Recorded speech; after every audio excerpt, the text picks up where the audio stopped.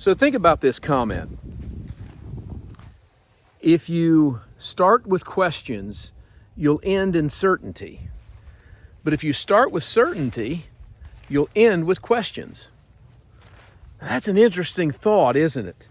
Okay, so consider that you're in a classroom and you start with questions. And if you start with questions in a classroom, the good news is that you're going to find some answers, and over a process of time, you're going to be able to have some certainty.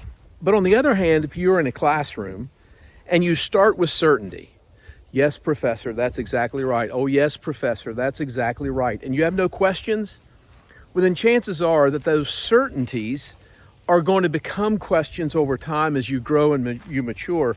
And so really, it's much better to begin with questions and end with certainty than to begin with certainty and end with questions. What's that have to do with us?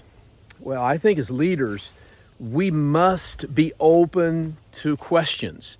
We must give our people opportunity to ask questions. We must not shut them down to where people feel like if they ask a question, it's the same thing as expressing doubt. Questions are not doubts. Questions are a request for more information. Sometimes it feels like when people ask us questions that they may be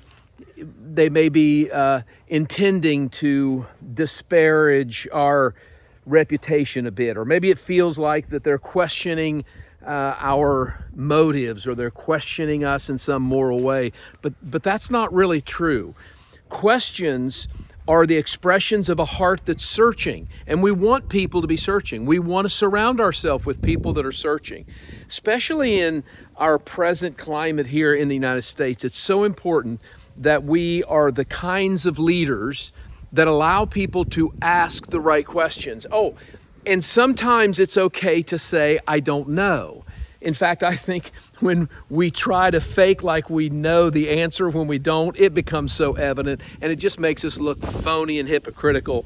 But if we're honest enough to allow people to ask questions, to surround ourselves with people that have questions, and if we're honest enough to say, I don't know, well, then I think that really is going to elicit trust in people. They're going to trust a leader that'll let them ask questions, that'll entertain those questions, that won't rebuke them for asking the questions, and leaders that have enough honesty and enough integrity to say, I don't know the answer, but I'll get back with you. Like, yeah, those are the kinds of leaders I think that people are looking for, and those are the kinds of leaders we want to be.